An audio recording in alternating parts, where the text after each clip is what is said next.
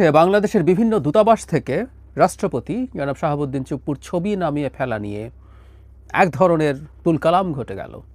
নানান স্পেকুলেশন, এবং কেউ কেউ এটাকে বাড়াবাড়ি বলতে পারেন, আবার কেউ কেউ এভাবেও বলতে পারেন যে এটা হয়তো হবারই কথা।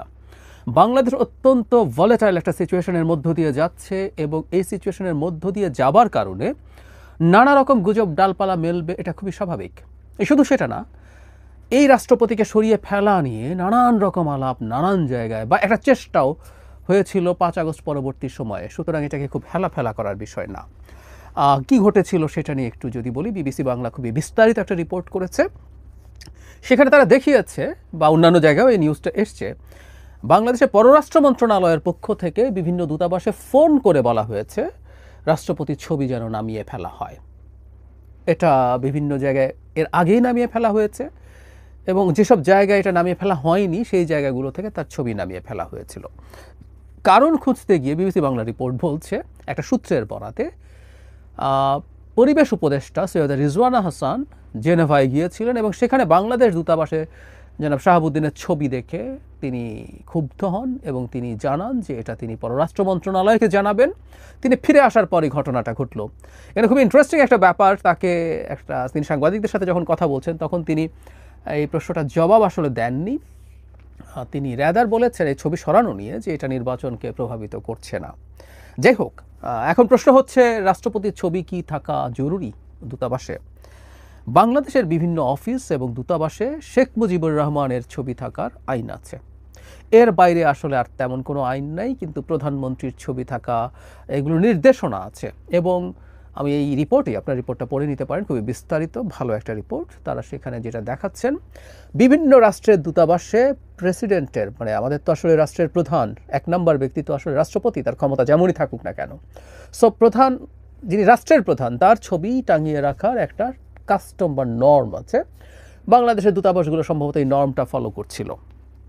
এখন নানান প্রশ্ন এসে হাজির হয়েছে। আমরা ধরে নিলাম যে যেটা আইনের পার্ট না, সরকার সেটা থেকে মুক্ত হতে চাইছে। যদি সেটা হয়ে থাকে, সবচেয়ে জরুরি যে প্রশ্ন, ফোন করে কেন এটাকে সরাতে বলতে হবে? এটা একটা অফিসিয়াল অর্ডার, এবং এই অফিসিয়াল অর্ডারটা লিখিতভাবেই যেতে পারত। তার চাইতেও জরুরি কথা, যখন প্রচুর শোরগোল হচ্ছে, প্রচুর আলাপ আলোচনা হচ্ছে, প্রচুর স্পেকুলেশন হচ্ছে রাষ্ট্রপতিকে কি সরিয়ে ফেলা হচ্ছে, এই আলাপ, এবং রাষ্ট্রপতিকে সরিয়ে ফেলার সাথে সেনাপ্রধানকে সরিয়ে ফেলার আলাপও অনেকে জুড়ে দেন। আমি সেই জায়গায় আসবো, সেই সময় আসলে কি হচ্ছিল সেটা নিয়ে। তো সেটা নিয়ে সরকারের কোনো রকম কোনো ব্যাখ্যা, অফিসিয়াল ব্যাখ্যা আমি অন্তত এই ভিডিওটা রেকর্ড করার সময় পর্যন্ত পাইনি। নানান সূত্রের বরাত, এটা সেটা নানানভাবে বলা হচ্ছে। এখন জনাব শাহাবুদ্দিন মানুষ কেমন, তিনি আওয়ামী লীগের লোক কিনা? নিশ্চিতভাবেই তাই। এবং শুধু সেটা না, আওয়ামী লীগ রাষ্ট্রপতি হিসাবে এমন মানুষকে চুজ করেছে, আমরা যখন তাকে চুজ করা হয়েছিল তখনই বলেছিলাম, যিনি শেখ হাসিনার একনিষ্ঠ ভক্ত, একনিষ্ঠ ভৃত্য, এরকম মানুষকেই রাষ্ট্রপতি হিসাবে নিয়োগ করা হবে। মানে তিনি শেখ হাসিনাকে কদমবুসি করতে পারেন না, কিছুদিন ধরে খেয়াল করছেন। একটা ইন্টারভিউতে তিনি বলছেন, সেটা তার কাছে খুব খারাপ লাগছিল। এটা আসলে পরে বুঝতে পারেন যে তাকে রাষ্ট্রপতি করা হবে সিদ্ধান্ত তখন তিনি নিয়েছেন বলে তার আর কদমবুসি গ্রহণ করছেন। একজন রাষ্ট্রপতি হওয়ার পরে এই ধরনের আলাপ তিনি করছেন। তার সম্পর্কে নতুন করে বলার কিছু নাই, কিন্তু তার সব কিছুর পরও বাংলাদেশের একটা সাংবিধানিক স্টেবিলিটির স্বার্থে তাকে রাষ্ট্রপতি হিসেবে রাখা হয়েছে। এটা ঠিক আছে, কিন্তু তাকে যদি এখন ছবি সরানো শুধু ছড়ানোর কারণেই হয় সেটা একদিক, কিন্তু যে বললাম একটা কনটেক্সট আছে, সেই কনটেক্সটে আসছি। 5 আগস্ট পরবর্তী সময়ে রাষ্ট্রপতিকে সরানোর জন্য বিভিন্ন রকম চেষ্টা হয়েছে। রাষ্ট্রপতি কেন সমস্যা সেটাই আসবো, কিন্তু আমরা খেয়াল করেছি প্রবাসী খুব গুরুত্বপূর্ণ অনলাইন ইনফ্লুয়েন্সাররা দফায় দফায় রাষ্ট্রপতির বিরুদ্ধে কথা বলেছেন। শুধু সেটা না, বোধ করি তাদের প্রভাবেই, তখনও এনসিপি হয়নি, ছাত্রদের দুটো সংগঠন ছিল, বৈষম্য বিরোধী ছাত্র আন্দোলন, আর এটা অবশ্য ছাত্রদের না, ইয়াং প্রফেশনালদের জাতীয় নাগরিক কমিটি, তারা কম্বাইন্ডলি শহীদ মিনারে রাষ্ট্রপতির অপসারণের জন্য একটা আলটিমেটাম দিয়েছিলেন। কিন্তু সেটা শেষ পর্যন্ত হয়নি, এবং মোটামুটি স্পষ্টভাবেই বিএনপি রাষ্ট্রপতি অপসারণের বিরুদ্ধে অবস্থান নিয়েছিল। তো রাষ্ট্রপতিকে সরানোর একটা চেষ্টা তো ছিল, এবং রাষ্ট্রপতির সাথে সেনাপ্রধানকে সরিয়ে ফেলতে হবে, এই আলাপগুলো ক্রমাগত এসছে। এখন রাষ্ট্রপতিকে রাখার বিরুদ্ধে নানান রকম যুক্তি, কুযুক্তি, এগুলো কোনো যুক্তি না, দেয়া হচ্ছিল। হ্যাঁ, তিনি আওয়ামী লীগের লোক, তাকে সরিয়ে দেয়া যেতে পারত। এখনও সরানো নিয়ে নানান রকম কনস্টিটিউশনাল আলাপ হয়, তখনও হচ্ছিল। যেমন ধরুন, রাষ্ট্রপতি তো স্পিকারের কাছে পদত্যাগপত্র দেওয়ার কথা, স্পিকার তো নাই, তিনি রিজাইন করেছেন। সংবিধান অনুযায়ী। আমি আর্টিকেল ধরে ধরে বলছি না, সব কনস্টিটিউশনে আছে, যে কেউ দেখে নিতে পারেন। আবার এটাও আছে যে তার পদত্যাগ করলেও তিনি পরবর্তী স্পিকার আসা পর্যন্ত তিনি কার্যত স্পিকার হিসাবে দায়িত্বে থাকবেন।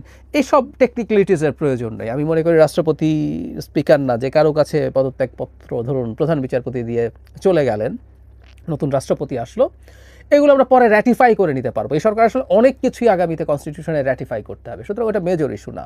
কিন্তু প্রশ্ন হচ্ছে, রাষ্ট্রপতিকে সরানোর জন্য যুক্তি দেওয়া হচ্ছিল তিনি নাকি জরুরি অবস্থা জারি করে দেবেন।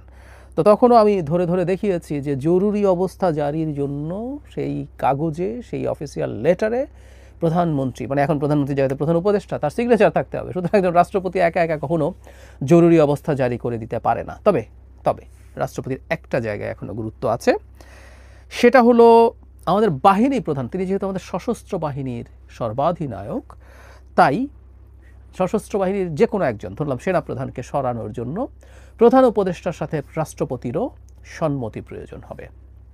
এটা একটা গুরুত্বপূর্ণ জায়গা।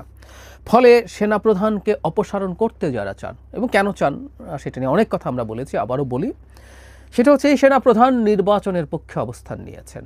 তিনি সেনাবাহিনীকে খুব বেশি লম্বা সময় বাইরে রাখতে চান না, প্রকাশ্যেই বলেছেন।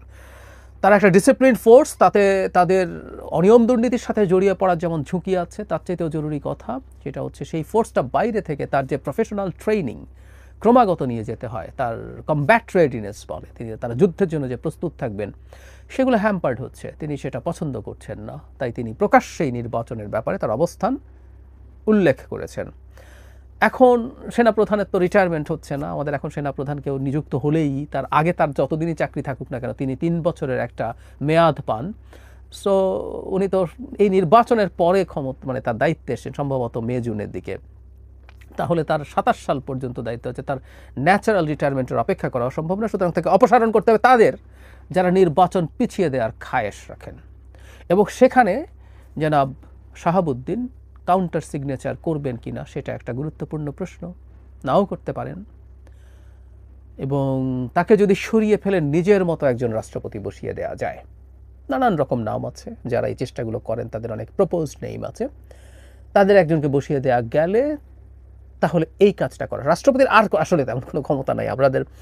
আমরা কনস্টিটিউশন আর্টিকেল 48(3) দিয়ে বলি যে জাস্ট দুটো ক্ষমতা, প্রধানমন্ত্রী নিয়োগ করা আর প্রধান বিচারপতি নিয়োগ করা ছাড়া প্রধানমন্ত্রীও আসলে তার ক্ষমতা না, কারণ যে নির্বাচনে বেশি সিট পাবে তাকে প্রধানমন্ত্রীর ব্যাপারে ডাকতে হবে।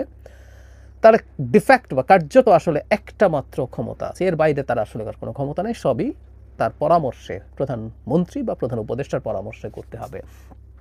তাহলে আসলে তার কোনো ক্ষমতা নাই। এই জন্য আমরা খেয়াল করছি যারা বিরাট খারাপ কিছু করে ফেলবেন, জনাব শাহাবুদ্দিন চুপ্পু, কি হলো এতদিনে, আওয়ামী লীগ তাকে দিয়ে করিয়ে ফেলবে, জরুরি অবস্থা জারি করে ফেলবে, ওটা করবে সেটা করবে, সব স্টুপিড আর্গুমেন্ট আমাদের চারপাশে ঘুরে বেরিয়েছিল। কি দাঁড়ালো এখন? কিছুই হচ্ছে না। কিন্তু ওই যে বললাম, সম্ভবত এটা যদি সারা চেষ্টা হয়, আমি নিশ্চিত নই, কিন্তু যদি চেষ্টা হয় আবারও হবে মূলত সেনাপ্রধান টার্গেট। এই কারণে সেনাপ্রধান ব্যক্তি হিসেবে বলছি না, তিনি তার শেখ হাসিনা পতনের সময়টাতে যেরকম একটা ডিসাইসিভ রোল প্লে করেছেন, শেষ পর্যন্ত এসে শেখ হাসিনার আত্মীয় হয়ে, শেখ হাসিনার দ্বারা নিযুক্ত হয়েও, এমনকি যদি শেখ হাসিনা টিকে যেত সবার আগে মৃত্যুদণ্ড হতো এই সেনাপ্রধানের, এই ঝুঁকি নিয়ে তিনি করেছেন। তার বাহিনী তার সাথে ছিল, আমরা এর আগের একটা সভার কথা জানি যেখানে তার বাহিনীর বিভিন্ন পর্যায়ের কর্মরতরা খুব স্ট্রংলি জনগণের বিরুদ্ধে না দাঁড়ানোর অবস্থান নিয়েছিলেন, তিনি সেটা করেছেন। ফলে এই মানুষটার যদি তাকে সরিয়ে ফেলা, তার পক্ষে আমরা আসলে এসবের চাইতেও এর পরবর্তী পর্যায়েও যে ডেমোক্রেটিক ট্রানজিশন, সেটার পক্ষেও তিনি খুব শক্তভাবে আছেন। সুতরাং we are lucky to some